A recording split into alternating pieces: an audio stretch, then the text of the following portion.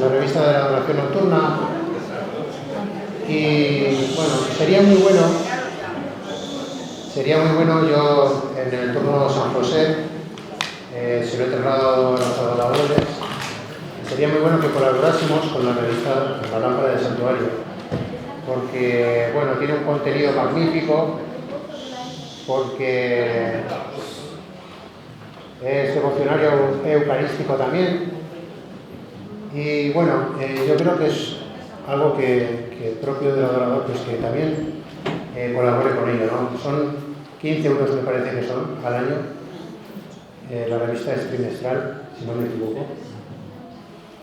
Y es una manera de... Se puede hacer por papel y por internet, la puedes ver por internet, o sea, no hace falta tampoco suscribirse, pero yo creo que sería bien que todos los adoradores, pues, hiciéramos esta labor de promulgar también de esta manera, pues si no es de una, pues es de otra, y yo creo que sería bueno, ¿no? Entonces, bueno, ha traído Luis Tomás, que trabaja para ello, bueno, que se dedica a ello en cuerpo y alma, uno de ellos, también Don Juan, y ha traído pues, unas suscripciones, están en internet, vienen en la lámpara continuamente, bueno, hay unas suscripciones y llevaros el papel en las televisores, sin más. Y bueno, voy a pasar a presentar al último ponente de la tarde,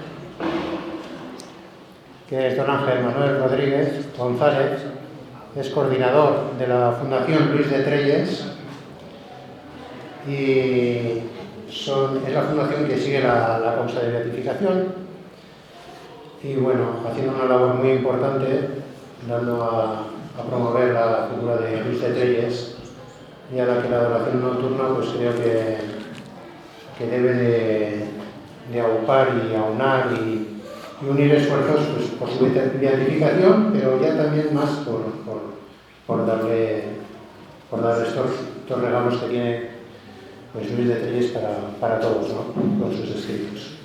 Viene de Vigo, lleva trabajando muchos años en la fundación y bueno, yo le agradezco eternamente que haya venido, gracias a don Santiago y por la amistad que les une a todos ellos. Eso sí. Y nada, yo doy la palabra a Ángel. Bueno, pues buenas tardes a todos. La verdad que es un placer estar aquí, venir desde Vigo y estar con vosotros, porque viéndoos aquí hay esperanza en la adoración nocturna, no está todo perdido. Y la verdad que, perdonadme la expresión, pero estoy un poco acojonadito, ¿no? Porque normalmente en los conciertos empieza el telonero, después vienen las estrellas, y en este caso fueron las estrellas y ahora me toca el telonero, ¿no? Porque el nivel está tan alto, que la verdad estoy nerviosísimo, ¿no? Pero bueno, lo importante de todo es que conozcamos a don Luis. Llevamos todo el día hablando de su figura y yo me quiero centrar un poco más en su mensaje, ¿verdad? O sea, en la lámpara del santuario, que es una joya, ya nos lo ha dicho Santiago, nos lo dijo Beatriz, y mi misión, un poco lo que pretendo esta tarde es haceros ver la actualidad del mensaje de don Luis, ¿no? Y quiero empezar un poco, voy a utilizar para ver situaciones de nuestra vida real, citas de la lámpara, ¿no? Para que podáis comprobar cómo no es un mensaje del siglo XIX, achacable a una situación política o social del siglo XIX, sino que está totalmente en la actualidad aún hoy en día, ¿no? Entonces, quiero empezar también con unas palabras que yo hago propias mías, ¿no? No llevamos en verdad nuestra osadía al extremo de presumir que decimos nada nuevo, ni que sea lo que digamos digno del objeto, y nos contentamos con promover el recuerdo de ciertas ideas y con invitar a los lectores, en este caso a los oyentes, a que sean por ellos más y más consideradas y mejor comprometidas. Hemos hablado de don Luis, de su figura como político, como periodista, como jurista, la adoración nocturna, el culto continuo. Santiago nos encendió los corazones con ese amor a la Eucaristía. Yo me quiero centrar en la lámpara. La lámpara es una obra maravillosa. O sea, son 11.000 páginas, en un 95% escritas por Don Luis y dedicadas al Santísimo Sacramento. Preguntaba antes Consuelo dónde puede encontrar los consejos. En la lámpara, Consuelo. En la lámpara está todo. Para los adoradores nocturnos, la lámpara tiene que ser, como si me lo permitís, nuestro manual de instrucciones, ¿no? Es una guía asombrosa, ¿no? Y como Don Luis se anticipa mucho en el tiempo. Y los problemas que tenía Don Luis cuando fundó la adoración nocturna son exactamente iguales que los nuestros. Una vez vino un conferenciante a un curso de Trelles, un tal Santiago Arellano, no sé si le conocéis, y dijo una frase que a mí me quedó grabada. Dijo Santiago: si iguales son los males, iguales han de ser los remedios. O sea, si nuestros males actuales son los males de la adoración nocturna de Don Luis, la lámpara, todo está ahí, todo está ahí. La lámpara fue una empresa para Don Luis impresionante. Fijaos que él empezó con ayuda de algunas personas, pero durante 21 años, sin faltar un solo mes, la publicó y hizo un trabajo, o sea, totalmente solo. Fijaos, en 1982 escribía al obispo de Lugo, Monseñor José de los Ríos Lamadrid: los franceses y belgas creen que la lámpara es un gran centro de propagación que tiene muchos recursos y muchas personas a sus órdenes, y no saben que se trata de una sola persona, vieja y pobre, pero me comprometo a hacer lo que yo pueda. Para que veáis la envergadura de la obra de la lámpara, en la Positio, don Francisco Puig hizo un análisis de datos. Mirad, la tirada mensual de la revista osciló entre los 500 y 1000 ejemplares. En España llegó a 48 de las 50 provincias y a 444 poblaciones. Fuera de España, la revista llegó a Andorra, Buenos Aires, Burdeos, Gibraltar, La Habana, Montevideo, París, Plasma y Tetuán. Don Luis dedicó 21 años de su vida a escribir 11.000 páginas, como os decía, prácticamente solo, y a distribuir 5,5 millones de páginas en cuadernos individualizados de 40, lo que supone empaquetar y franquear 140.000 paquetes. La lámpara era la revista y tenía siempre, el formato que Don Luis quería era de 40 páginas y lo mantuvo siempre, fue moviendo secciones, pero siempre con las 40 páginas. En 1889, en una carta dirigida a José María Caparrós López, que era el censor de la lámpara impuesto por el obispo de Madrid, Sancha, le decía, a Don Luis le pedían la cabecera de la lámpara y Don Luis siempre se negó a entregar la lámpara.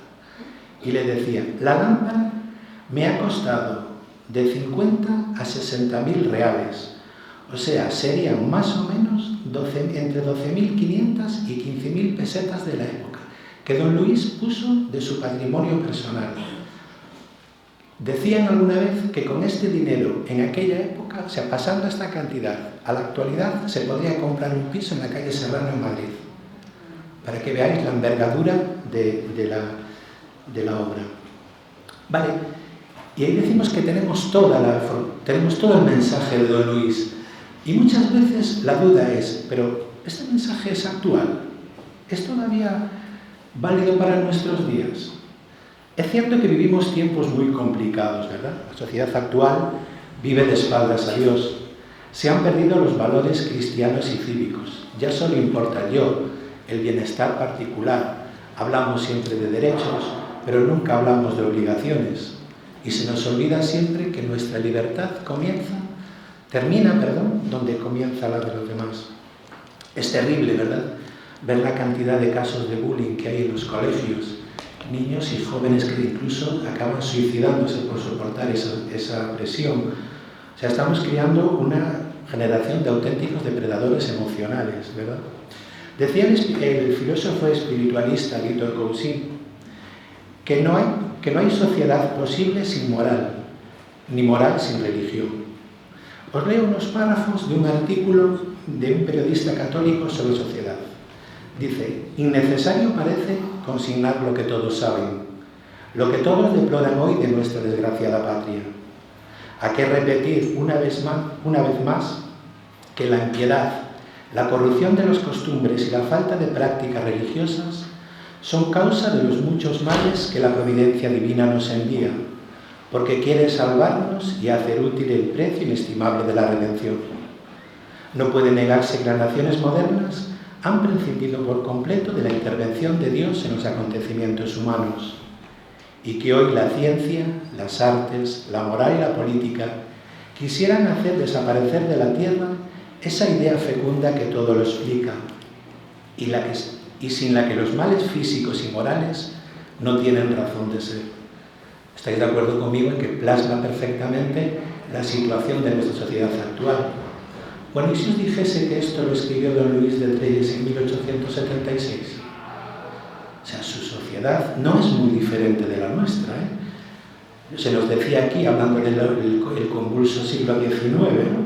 En el siglo XIX hubo 120 gobiernos, 9 constituciones, 3 destronamientos, 5 guerras civiles, 2000 revoluciones, el hundimiento del Imperio Español con la pérdida de Filipinas y Cuba, y culminó, como nos explicaba Beatriz, con 6 importantes desamortizaciones. Pero la preocupación de Trelles no era solo el ambiente social, sino cómo influía en los cristianos de su época. Escribía don Luis: diversas causas alejan al católico español de la mesa eucarística: la falta de fe, la falta de devoción, la frialdad o tibieza espiritual, un espíritu mal entendido de humildad, el hábito, la mala inteligencia de los textos sagrados, el temor o recelo de llevar una vida arreglada y perfecta, el pensamiento de ser indignos de tan alto favor, la falta de consideración y advertencia de lo que es o lo que vale y lo que produce la frecuente comunión, y en suma, la falta de fe, de ciencia, de reflexión y de amor a Dios. En los tiempos actuales, uno de los principales problemas de la Iglesia es la tibieza espiritual, ¿verdad? O sea, los fieles católicos hemos caído en la tibieza espiritual. Y quizá eso también lo vemos un poco en nuestras vigilias, ¿no? Los que somos adoradores, los que sois adoradores desde hace muchos años, veis, yo lo veo, por ejemplo, cómo la calidad de nuestras vigilias fue cayendo poco a poco, ¿no? O sea, nos hemos ido acomodando, hemos ido perdiendo espiritualidad. Y una cosa muy importante que hemos perdido, por lo menos en mi opinión, es el espíritu de sacrificio. Yo recuerdo cuando comencé la adoración nocturna, que tenía 9 años, ya hace un montón de ellos, que contaban los adoradores mayores que salían a las 6 de la mañana de la vigilia y se iban a trabajar. Yo soy de un pueblo marinero, de Bayona, y se iban al mar a acabar la vigilia, ¿no? O sea, y nosotros perdimos ese espíritu de sacrificio. No, la vigilia a las 6, que es mejor a las 8. Hemos perdido eso, o sea, también hemos caído en la tibieza espiritual. ¿Pero qué es la tibieza espiritual? Leí hace tiempo algo que lo explicaba muy bien. Dice: esta tibieza plantea una vida espiritual muy cómoda. No se cae en la tibieza de un día para otro. La tibieza empieza con una cierta relajación. No se deja la oración de golpe, sino que al principio se acorta el tiempo dedicado a ella. Nos suena, ¿verdad?, de las vigilias. Luego, la atención al hacerla, la preparación, la pureza de intención. La tibieza se convierte así en un proceso en donde la conciencia se va apagando poco a poco, hasta llegar al punto donde ya no reclama, donde ya todo lo justifica, donde ya solo se ve la propia conveniencia. Y esto lo vemos en nuestro día a día, ¿no? Yo os propongo, estamos en la época del teletrabajo, las telecompras, la televenta, ¿no?, que nos teletransportemos. Vale, o sea, os propongo lo siguiente: vamos a imaginarnos que vamos a una iglesia. Vale, va a haber la celebración de la Eucaristía y nosotros vamos a ir a la iglesia un poquito antes para ver cómo, con ciertos detalles que vemos habitualmente y que a lo mejor no nos damos cuenta, ¿no?, pero lo vemos habitualmente en nuestro día a día cuando vamos a la iglesia, ¿no? Imaginamos, nos sentamos en el último banco. Lógicamente, primero saludamos al Señor, que es la parte más importante, ¿no? ¿Qué es lo primero que os dais cuenta cuando llegáis a la iglesia? Que solo está el Señor. ¿verdad? Qué solo está. Ya no se ve gente haciendo visitas al Santísimo Sacramento, ¿verdad? Está la iglesia tan sola. A mí siempre me cae dentro de la iglesia y veo así el Santísimo solo, me vienen a la mente las palabras de San Manuel González García, que decía, ahí está, no le dejéis solo, ¿verdad? Don Luis decía, ¿cómo excusa las ingratitudes de los católicos a su soberano monarca en el sacramento del altar? ¿No es maravillosa la soledad y el abandono en que le dejan? Entrad en las iglesias y las hallaréis desiertas, en tanto que la multitud se agolpa en las plazas, en las calles y en los sitios de negocio y diversión. Pero, ¿quién permanece en presencia de Jesús en la Eucaristía al pie de los augustos tabernáculos? ¿Quién gusta una hora, una sola hora, delante del Supremo Rey, para quien 15.000 años no son solo un día que ha pasado? Don Luis, nos lo decía esta mañana Santiago, tenía un amor especial a la lámpara del santuario, a la lámpara del sagrario, y la figura de Santiago, ¿no?, de que los adoradores tenemos que ser esa lámpara que indique que aquí está Jesús.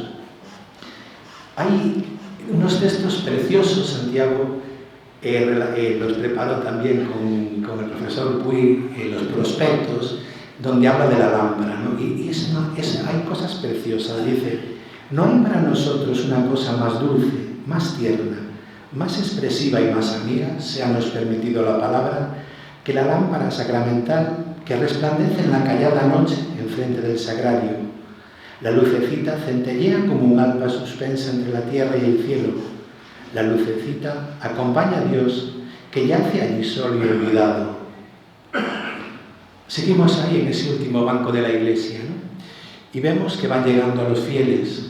Yo no sé si vosotros habéis fijado también, pero muchas veces vemos que gente entra en la iglesia, recorre los laterales de capilla en capilla, pasa frente al Santísimo, sigue recorriendo, llega al banco, se sienta, pero en ningún momento se dio cuenta de que lo más importante está en el sagrario. Yo no tengo nada en contra de eso, ¿no? Todos tenemos nuestro santo de mucha devoción y ayuda, ¿no? Pero es que lo fundamental es que seamos conscientes en la iglesia que lo importante está en el sagrario. Nadie va a una fiesta a la que le invitan y llega allí y saluda a los invitados y después se va a saludar al anfitrión. No, primero, por cortesía, saludas al anfitrión y luego a los invitados, ¿no? Cuanto más en la iglesia donde está el Señor.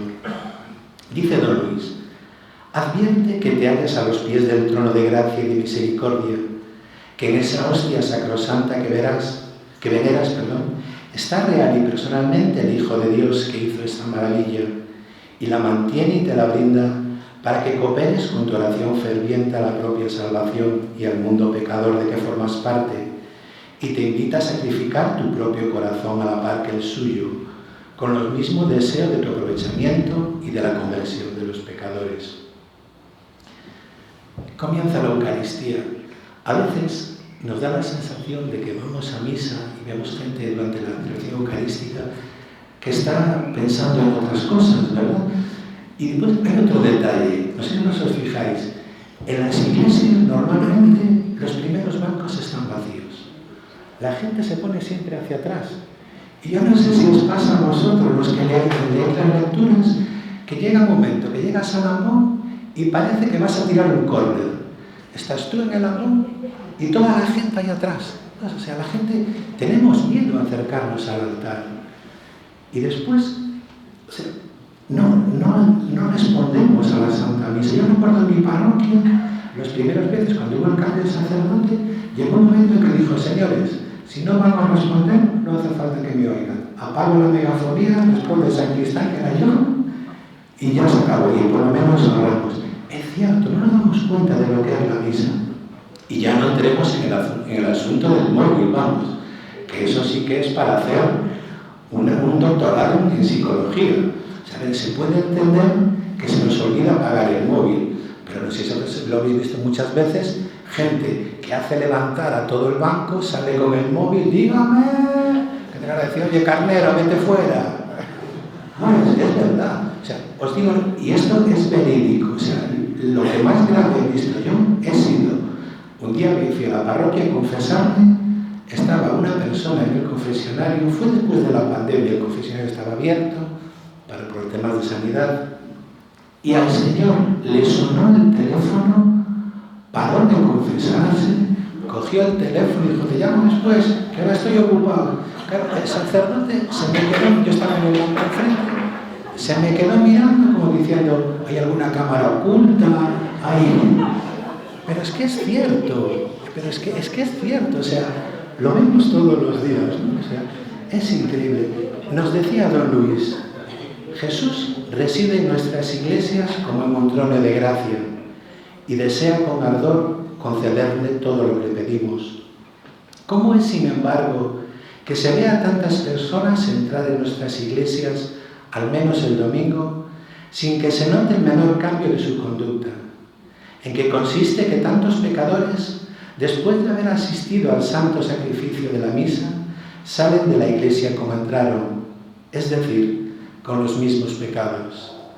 Y no es por cierto la culpa de Jesús, que desea sinceramente su conversión, sino de esos miserables que van a hacer a la iglesia sin hacer ninguna oración, o si hacen alguna por rutina es sin atención, sin pensar en lo que dicen, y justamente merecen aquella reconversión del Señor. Este pueblo me honra con los labios, pero su corazón está lejos de mí. Id pues a la iglesia más fieles para orar, más con atención, con fervor. No es una larga oración la que moverá el corazón de Dios, sino una plegaria bien sentida que salga del fondo del corazón. Y llega el momento de la comunión. A veces te preguntas si cuando vamos a comulgar somos realmente conscientes de lo que vamos a recibir, o si vamos a comulgar porque, bueno, forma parte del rito, estamos aquí, va todo el mundo, porque a veces se ven detalles. Mirad, hace como 2 meses o así, y esto lo cuento también un poco como alerta, estando en misa en la parroquia, normalmente tengo la costumbre, sobre todo después de la pandemia, que se comulga en la mano, de fijarme un poco si la gente porque comulgamos fatal a todo esto, o sea, lo de comulgar en la mano, tenemos que tener bien claro cómo se comulga, ¿no? No es coger la partícula y marchar. Bueno, pues hubo un detalle que una señora que fue a comulgar, y yo desde arriba yo suelo actuar como monaguillo, y me quedé cuenta de que la señora no comulgó, y vi que se iba hacia el banco y vi que seguía sin comulgar, ¿no? Entonces salí detrás de ella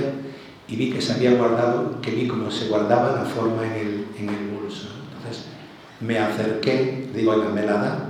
La señora me vio así con cara como diciendo: ¿viste qué quiere? Digo: ¿me la da? Bueno, la señora abrió el bolso y me dio la forma, ¿no?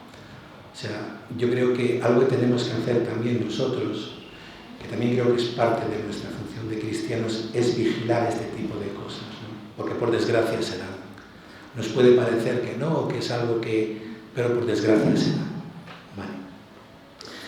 Entonces, decía don Luis sobre la comunión: el remedio heroico sobre todos los remedios es la comunión sacramental, que poniendo al hombre literalmente en contacto e íntima relación con Dios, le otorga todos los auxilios de su gracia.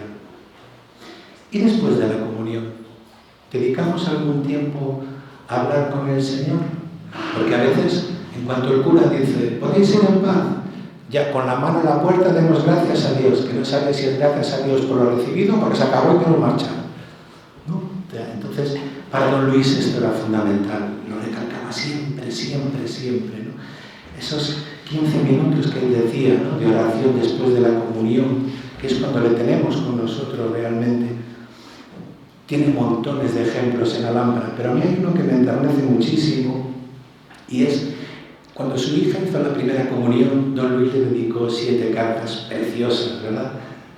7 cartas maravillosas, formándola sobre lo que iba a recibir, sobre lo que era la comunión. Y hay un símil que don Luis le pone que es precioso, ¿no? Antes le dice otra serie de cosas. Por ejemplo, dice: ¿qué dirías de que te convidase a tu casa y no te hablase mientras estabas en ella ni dijeses nada?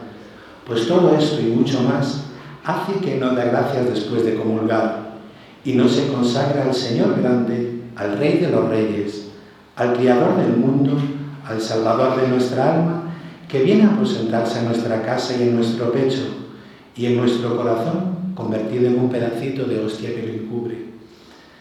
Y después decía, pero dejando esto, que no es todavía de tu comprensión, te voy a decir una cosa que alcanzarás a comprender muy bien. Figúrate que viene un niño hermoso a jugar contigo y tú no le haces caso. No le echas eso, no. Pero cerrada la puerta, luego que entra, te vas a ver a mamá, a tocar el piano, a coser o a otra cosa cualquiera y menos prestarle atención. ¿Qué hará el niño? De seguro se echará a llorar. Pues figúrate eso, hija mía dulcísima, y no te engañas. El niño que viene es hermosísimo y poderoso en la sagrada hostia. Viene disfrazado para ver si le quieres, si le recibes bien, si le atiendes. Y si no va a llorar, porque no sacas de la comunión el fruto que él apetece que tomes. Sí, hija mía, bajo la forma de un cuento, te hago una relación verdadera y no fingida. El niño Jesús viene en la hostia, y si no le haces caso, llora, no por sí mismo, sino por ti.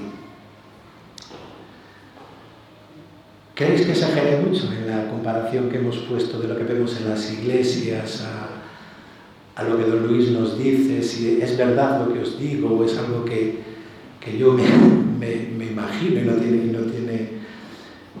tiene.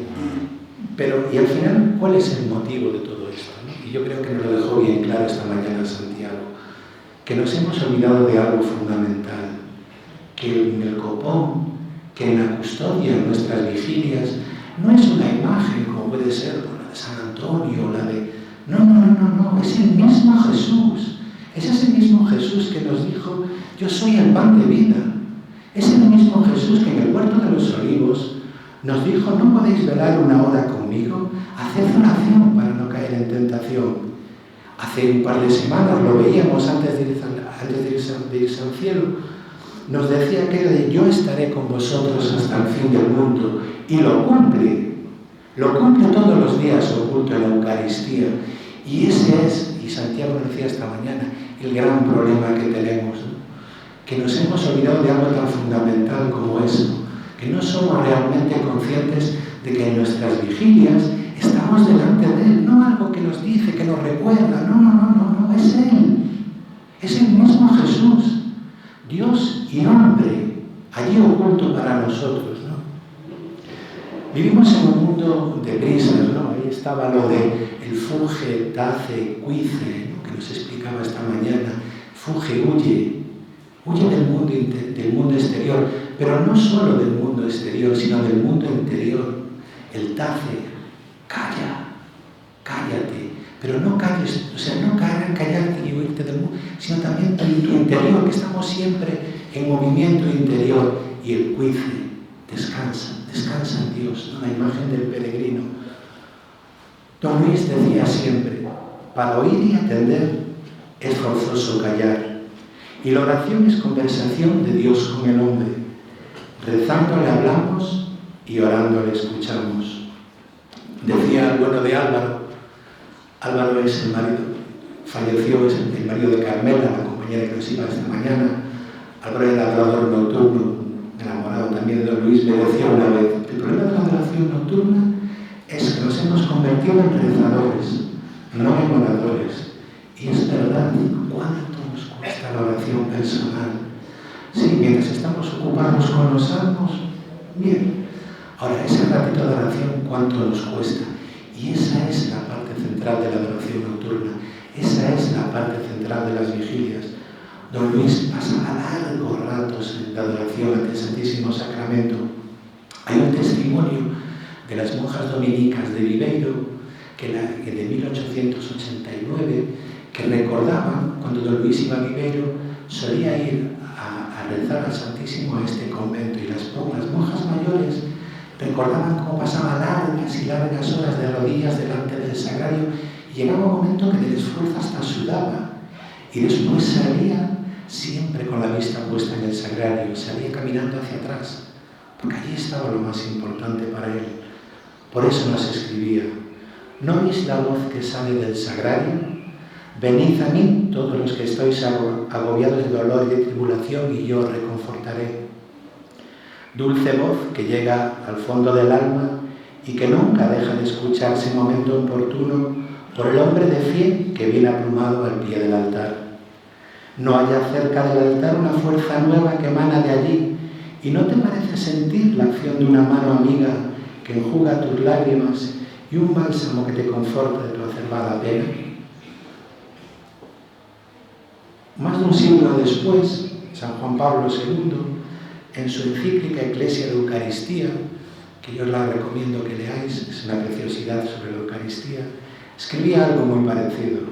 Decía San Juan Pablo II: ¿cómo no sentir una renovada necesidad de estar largos ratos de conversación espiritual, en adoración silenciosa, en actitud de amor, ante Cristo presente en el Santísimo Sacramento?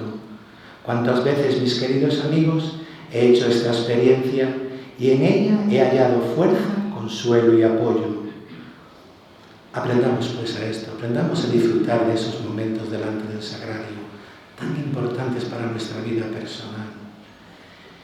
Y ahora os propongo otro segundo viaje. ¿Conocéis el libro Cruzando el umbral de la esperanza, de San Juan Pablo II? O sea, aunque es de 1994, para mí está totalmente de actualidad.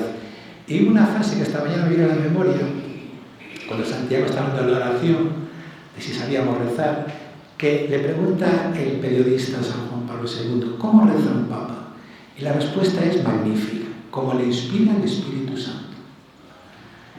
Preciosa la respuesta. Bueno, pues si sabéis un poco la historia del libro, resulta que el periodista Vittorio Messori preparaba una entrevista al Papa, pero en aquel momento la agenda del Papa no le permitió tener esa entrevista, ¿no? Entonces él entregó las preguntas en la Santa Sede y ya se había olvidado del tema, y unos meses después Joaquín Navarro Valls, que todos lo recordaremos como portavoz del Vaticano, se presentó en su casa con las preguntas y las respuestas manuscritas por el Santo Padre y una nota que ponía: usted tiene preguntas, yo le doy las respuestas. Bueno, os voy a proponer lo siguiente. Vamos a plantearnos una serie de dudas que tenemos los adoradores y se las vamos a plantear a don Luis. Evidentemente no podemos entrevistarle, ¿no? Pero en la lámpara están todas las respuestas. Vamos a ver lo que sale, porque esto de la tecnología a veces es un poco puñetera, no me perdonáis, ¿no? Entonces, vamos a ver cómo puede resultar esto.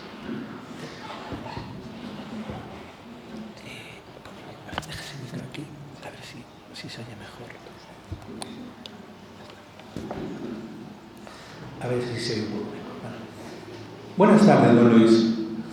Somos un grupo de adoradores nocturnos que a lo largo de estos años hemos visto cómo nuestra obra, su obra,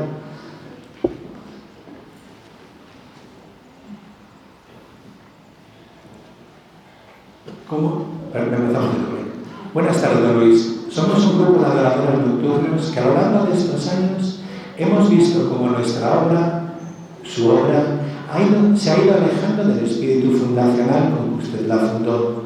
Preocupados por esta situación, quisiéramos que nos aclarase algunas dudas. ¿Qué es la adoración a Jesús sacramentado?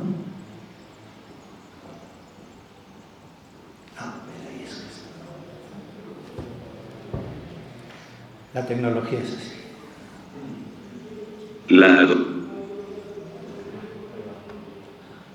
A ver si va a ser la tercera y la vencida. Bueno.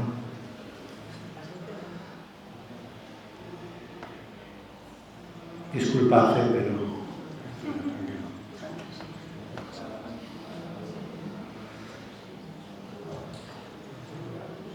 La adoración nocturna es un ejercicio de oración a Dios con el doble fin de desagraviarle de las ofensas del hombre, de coadyuvar, cuanto lo permita nuestra flaqueza, a la conversión del mundo pecador. Cualquier hora es buena para adorar al Señor. Entonces, ¿por qué por la noche? En las grandes poblaciones se vela hasta la 1 o 2 de la noche para vivir y gozar, pero no se quiere velar para acompañar a Jesús, para adorarle, para guardarle, una vez al mes, 1 hora en la noche, que sería bastante. Reducida la obligación de velar a una hora en la noche, y una noche en el mes, bien podríamos decir a los que nos leen lo que el Salvador a sus discípulos en Getsemaní la noche de su prisión: ¿no podréis pasar por mí, y en mi compañía, una hora en vela? Uno de los principales problemas de la adoración nocturna actual es que hemos perdido la nocturnidad. ¿Qué dirían los adoradores sobre eso? He aquí, mis amados consocios, a qué nos lleva la vela nocturna. He aquí nuestra vocación. Somos llamados a consagrar una noche al mes en obsequio de aquel que, desde hace 19 siglos, viene consagrándose incesantemente a ser víctima expiatoria de un mundo que no se lo agradece. Somos llamados a la adoración, a la oración, a la reparación de las divinas ofensas. En la audiencia privada que nos otorga el amor de Dios sacramentado, la noche que hacemos nuestra vigilia. Las horas breves que sacrifiquemos a Jesús sacramentado, serán las de mayor consuelo para nuestro espíritu en la hora suprema de la muerte. Las noches de vela consagradas a su guardia, se convertirán en claro día sin ocaso, piélago de luz, de dicha y felicidad, en que el Rey de la Gloria vestirá a sus guardias de honor, la librea de la inmortalidad. Pondrá cetro en sus manos y diadema en sus sienes, para que reinen con él perpetuas eternidades. ¿Cuál es, según usted, la misión del adorador nocturno? Acompañar al Señor, tomar parte en sus cuidados, adorarle cuando está solo, aplicar su pasión a las necesidades de la Iglesia y de los pecadores, pedir la tranquilidad pública y el alivio de los males privados, y la conversión de los pecadores, y la perseverancia de los justos, y la confirmación de los débiles, y la mejora de los tibios, y la frecuencia de los sacramentos, y la libertad de las almas del purgatorio, y la salvación de los enemigos, y la paciencia de los que sufren, y la humillación de los soberbios, y el triunfo de la Iglesia y la conversión del mundo, y la mejora del pobrecito pecador, y la luz para todos los que viajan por este valle de lágrimas. Es la gran tarea de los adoradores nocturnos de Jesús sacramentado, y la mejor ocupación de los fieles cristianos. A veces tengo dudas de que los adoradores tengamos clara cuál es nuestra misión, y creo que ese es uno de los motivos de la crisis que atravesamos. Vemos tan claro como la luz del día que tal es nuestra vocación de adoradores: orar, meditar, satisfacer y reparar, interceder y compensar los ultrajes que recibe el augusto sacramento. Bosquejada ligeramente la vocación de adorador nocturno, humillémonos viendo que lejos estamos, queridos hermanos, de cumplirla. Para desempeñar dignamente semejante obligación, es preciso practicarla con gran devoción y profunda humildad. A lo largo de estos años, he podido comprobar cómo poco a poco nos hemos ido acomodando, perdiendo el espíritu de sacrificio y acortando el tiempo de nuestras vigilias. Grande cosa es, ¿por qué negarlo?, el culto y adoración a Jesús sacramentado durante la noche, robando el tiempo al descanso de la noche, para consagrarlo a tan sublime ocupación. Pero el ejercicio de esta obra, supone la atención debida y constante del adorador y la intención permanente que reclama tan sublime ocupación.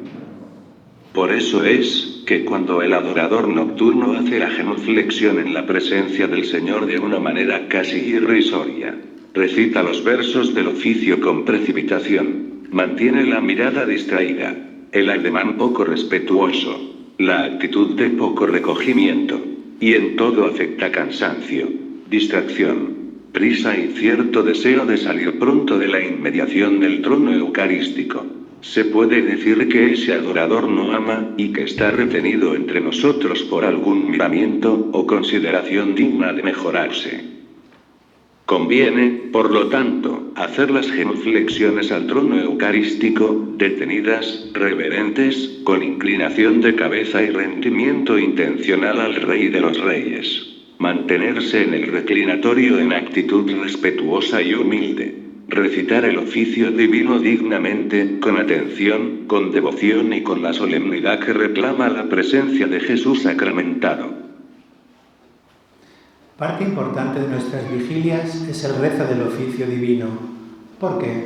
La recitación del oficio divino es un acto de culto y de adoración, un homenaje al Rey inmortal de los siglos, y un tributo de vasallaje que le ofrecemos como reconocimiento de su poder absoluto sobre la creación toda entera, y especialmente sobre nosotros, mundo abreviado al que convergen los seres inferiores en colocación y en jerarquía, por decirlo así, y las cosas materiales que están sojuzgadas al hombre.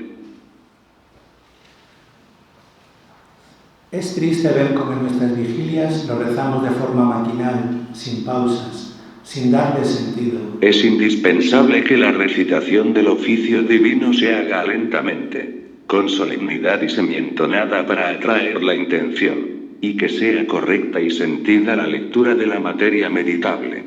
Por el contrario, la lectura apresurada y sin cuidado de la letra, el desorden en la pronunciación de las frases del rey profeta, la desarmonía entre dos o más que forman cada coro, la prisa en el rezar, que atestigua la indevoción y produce monotonía, convierten la obra en maquinal, y la hacen estéril.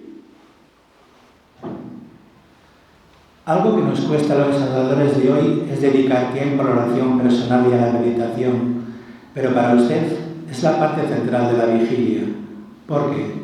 Porque después de recitar el oficio divino, queda una hora para vacar a la oración mental, y pedir en ella por todas las intenciones preferentes de una manera más intensa, más provechosa para tan altos fines. Esto es de tal manera importante y esencial para el vigilante nocturno, cuando que, considerando nuestro oficio a esta luz, se hace sobreexcelente. Y parece que cuadra perfectamente a la vocación que nos lleva a los pies del tabernáculo. Por la oración mental, se establece una especie de coloquio con Jesucristo, que en lo íntimo, responde a las frases que le dirigimos. Nos anima con su gracia y nos atrae con su benignidad. Podemos así, hacernos sus cooperadores, catequistas de hecho, y asociarnos a su espíritu con humildad y confianza. Pues todos sabemos que nos dejó dicho en el Evangelio: el que me ayuda, que me siga, y donde estoy yo, allí estará él. Algunos adoradores preguntan por qué rezamos el rosario en nuestras vigilias. María es inseparable de su Santísimo Hijo. María ha dado la materia del sacramento augusto, porque la carne de Jesús es carne de María. María es madre de Jesús. Jesús se ha hecho Eucaristía. Luego María tiene con el divino sacramento una relación de maternidad. Maternidad especial, porque según nos enseña la fe, el cuerpo de Jesucristo fue formado por el Espíritu Santo, de la más preciosa sangre de su Madre Santísima. De lo que se deduce, que en la hostia sacrosanta, está la carne y sangre de María, habiendo en el sagrario, y bajo las especies, algo que es de su Madre Inmaculada. Don Luis, ¿qué es para usted la Eucaristía? La Eucaristía es el gran misterio en que la sustancia de pan y vino, sin dejar de subsistir los atributos, se cambia real y sustancialmente en cuerpo y sangre de Jesucristo. Es la prenda del amor divino, el milagro de los milagros, la obra por excelencia del Salvador, su don perfecto, el fruto de vida que nutre y fortifica el alma. Es la base, el compendio, el centro de toda religión, y de todas las relaciones de las criaturas con Dios. Para finalizar, ¿qué consejo daría a los adoradores? ¿Cuántos motivos para ser modestos y humildes? Humildes y modestos, porque no correspondemos a la excelencia de la vocación. Porque somos pecadores, y deberíamos ser santos. Porque somos tibios, y poco solícitos en el desempeño de nuestra misión. Porque a las veces, somos poco puntuales en nuestra asistencia a la guardia nocturna, posponiéndola, por acaso, a cualquier pequeño óbice con que nos disculpamos. Porque nuestra ordenanza y reglamento íntimo, exige un amor a Jesucristo en que, tal vez me aventajéis todos, pero que, si por el mío se midiese el vuestro, dista mucho del afecto íntimo, apasionado y absoluto, que deberíamos sentir hacia el Señor, y demostrarle en nuestro ejercicio nocturno. Tampoco debemos acobardarnos y retraernos, porque las falanges adoradoras sean pequeñas e imperfectos los actos. ¿Qué hacer? Pues hemos de procurar enmendarnos, y poner en ello un serio y formal empeño. No sea que el Señor nos despida de su guardia real, y que otro tome la corona. Don Luis, muchas gracias. Ha sido muy edificante el poder compartir con usted nuestras dudas. Gracias a vosotros, queridos consocios. Y recordad, ¿qué espectáculo puede haber más magnífico y conmovedor que ver en estos tiempos de indiferentismo y de maldad, arrodillados en medio de la soledad de la noche, a multitud de hombres y mujeres dando adoración al augusto y divino sacramento del...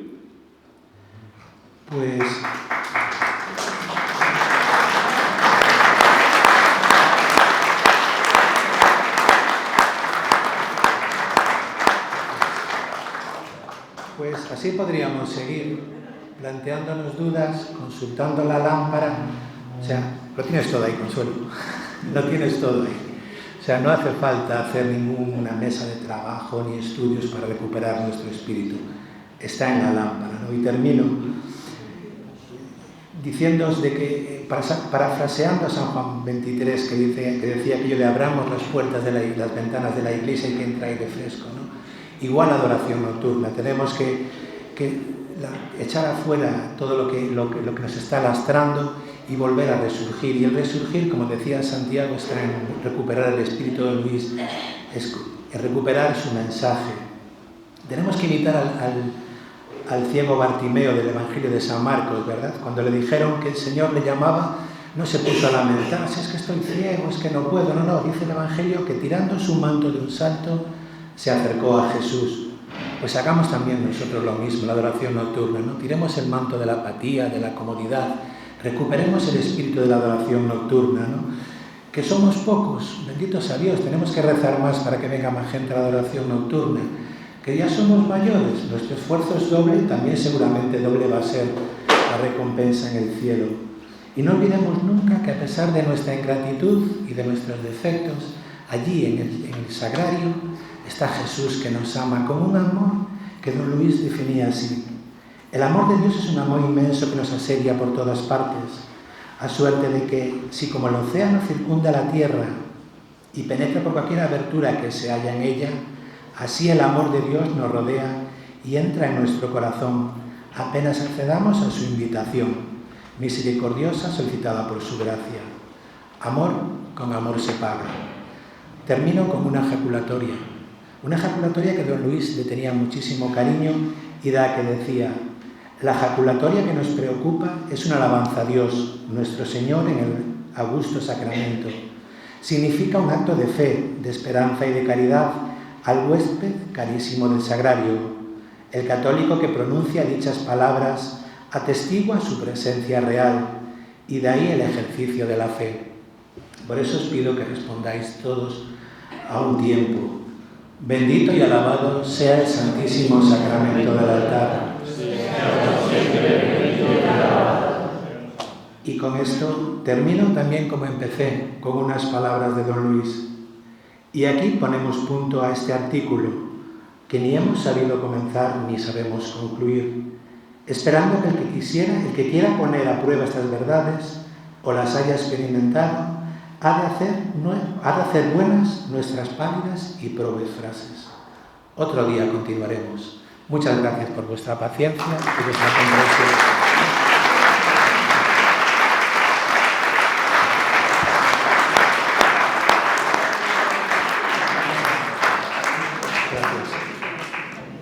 Muchas gracias, Ángel, por esta ponencia tan maravillosa.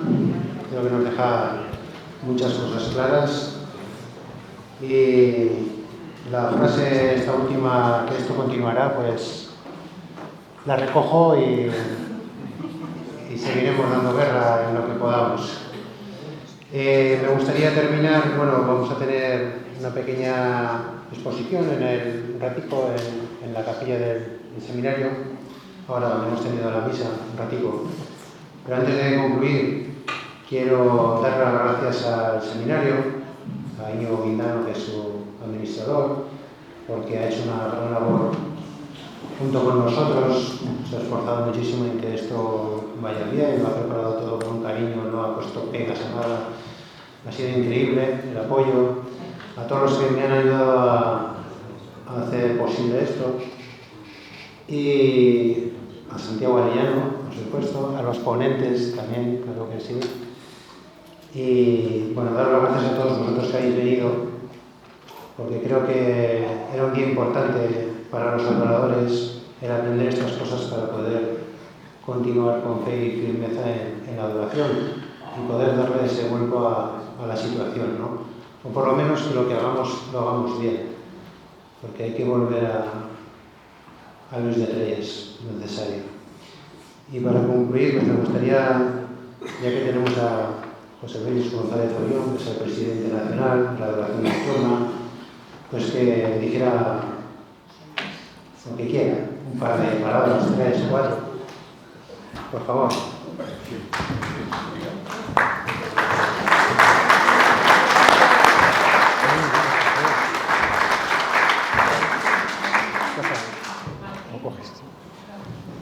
Una preguntita solo. Sí. Se ha grabado, ¿no? Sí. ¿Cómo podemos tener acceso a la grabación? La grabación ya veremos a ver cómo la vamos a ejecutar, y yo creo que os enteraréis a través de la Adoremos. Ya os daremos a entender.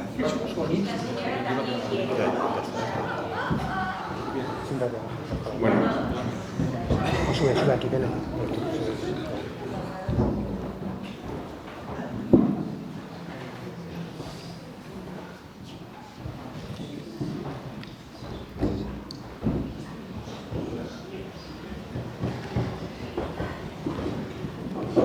esto no estaba en el guión, para nada.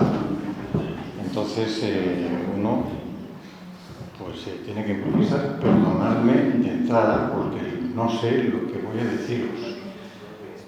Según me salga, pues os lo voy a decir sin filtrarlo, sin corrección. Ahí veremos. Bueno, ánimo.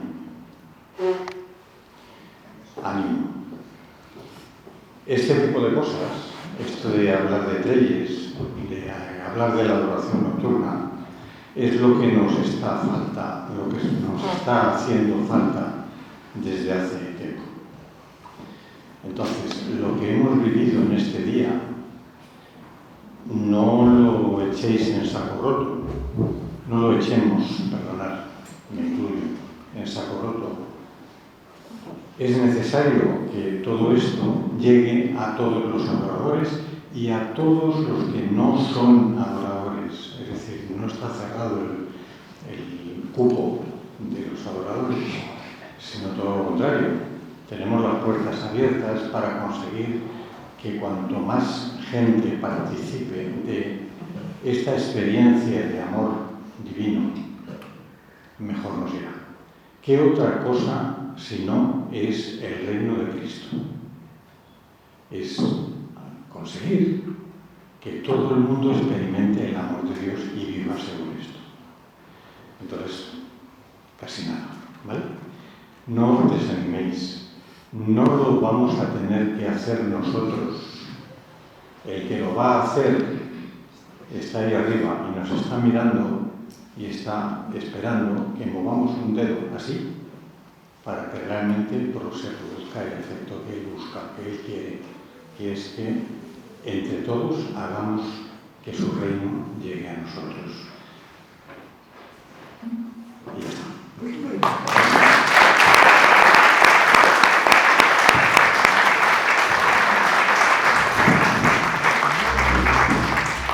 Solo una cosilla. Si necesitáis o si queréis libros, información, todo lo que necesitáis en la Fundación estamos a vuestra disposición, bien por correo, por teléfono.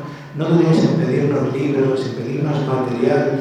Si alguno quiere hacer también en su zona o en su sección una conferencia, nos lo decís. Y Santiago, que está aquí con una vitalidad tremenda, puede ir, venimos nosotros. O sea, no dudéis nunca cuando queráis cosas de Don Luis en contactarnos, ¿vale? Si nos llamáis por teléfono, nos enviáis un email, lo que necesitéis estamos a vuestra disposición. Y solo deciros de que es maravilloso haber estado aquí hoy. Venimos desde Vigo, mi mujer Mónica y yo, son casi 8 horas, pero es que estar aquí lo compensa todo, ¿no? Y hay algo más importante, y es que viendo esto hay un motivo para la esperanza en la adoración nocturna, ¿no? O sea, veros aquí a todos nos da un motivo para seguir luchando. Así que, de mi nombre personal y de la Fundación Luis de Trelles, muchas gracias a todos por esto, a Martín, a Santiago y a todos los que estáis aquí.